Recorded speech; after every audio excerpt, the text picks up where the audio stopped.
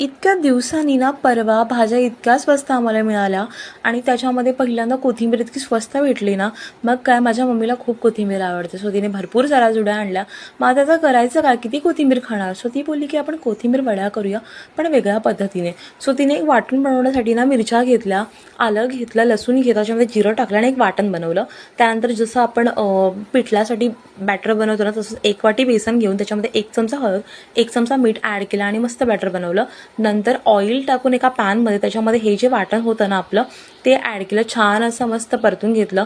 त्याच्यामध्ये घरगुती तिखट मसाला 2 चमचे टाकला, धनेपूड टाकलं, व्हाईट टी टाकलं.